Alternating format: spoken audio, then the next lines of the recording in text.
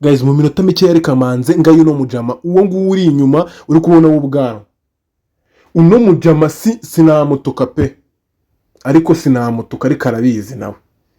mani byimagine kuba umuntu ari umusore ari umuntu w'umugabo ufite ubwanwa abizi yuko yabyawe n'umugore uri kubyumva akagenda akamutuka mani buri ariko amubwiza ukuri umuntu wari we wese ututse umuntu w'igitsina gore turashwana umva nkubwire wa mujama we ushobora kuba uri umugabo gusa ngewe uko nkubona nuko nguko mba mbona uri umugabo uri kubyumva nuko wenda ushobora kuba waribagiyemo gake ariko mani ntabwo uri umuntu wo kujya gutukana ubizi neza ko ushobora gushaka ukaba ufite famiye kandi ukaba ufite na mama wawe ugatuka umuntu mani ku myanya y'ibanga ese jeha mani ukora kuri radio sibyo ukora kuri radio umuntu koko w'umunyamakuru wize uzi ubwenge atukana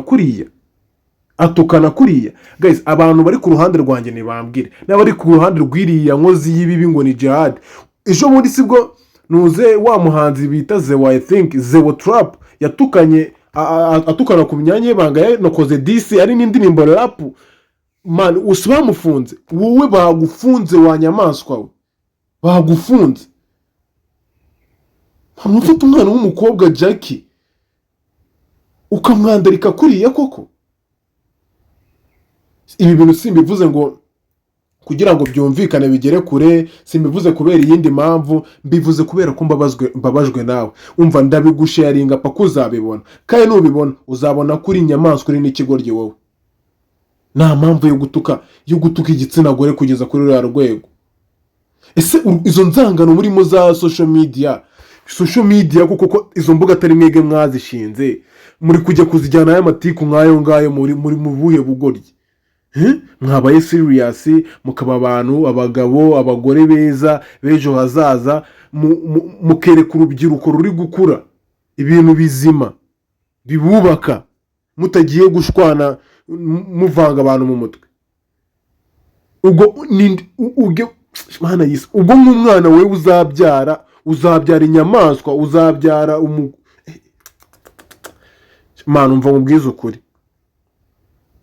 si witwa izina ry'abayisilamu Allah subhanahu wa ta'ala akubabarire kuko ntabwo uzi ibyo ukora wallahi ntabwo uzi ibyo ukora jeha ni ukuri ubundi ndanakuretse wowe